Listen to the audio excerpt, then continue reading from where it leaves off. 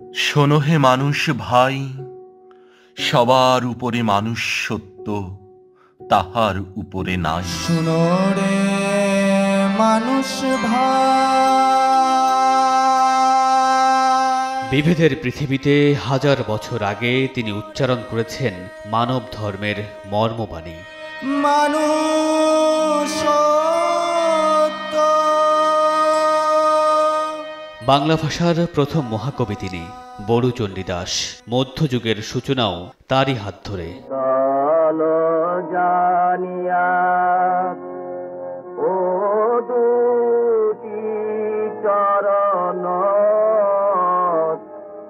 শরণ